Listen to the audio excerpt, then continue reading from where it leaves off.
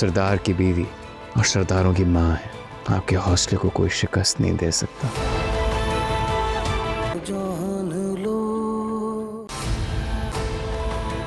जो दुनिया में आपके सबसे करीब हो वही आपकी जान का दुश्मन बन जाए। चाचा जी आज सोहराब खान से खुफिया मुलाकात करने जा रहे हैं। शेरदिल सरदार बन गया और शेरदिल के मरने के बाद सरबुलंद खान दया कर दो वरना ज़रगून से तुम्हारा निकाह पढ़ा दूंगा। आप सरदार की हाँ तो ये अंदरूनी मामला हमारा बना लो ना।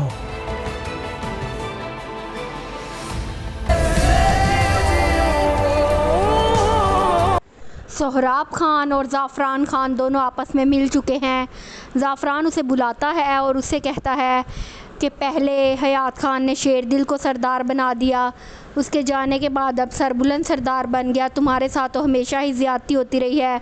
वो उसे पूरी तरह भड़काता है, उन लोगों के ख़िलाफ़ करता है क्योंकि उसे पता है कि ये पहले से ही ये बात दिल में छुपाए बैठा है।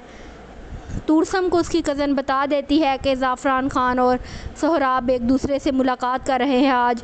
तुरसम अपनी वालदा की कब्र पे भी जाता है और अब उसे अपने मामू की हकीकत भी सामने आ चुकी है। दूसरी तरफ बीबी जान भी रो रही होती हैं, रबिया भी काफ़ी परेशान होती है। तो वो कहता है एक सरदार की बीवी है और दूसरी सरदार की माँ, फिर क्यों आप लोग इतने कमज़ोर बन रहे हो, बहादुरी का मुजाहरा करो।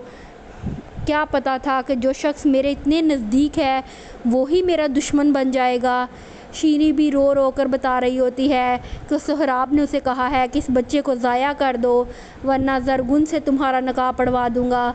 अब उसे अपनी औकात समझ आ चुकी है कि सोहराब सिर्फ़ उसे इस्तेमाल कर रहा था।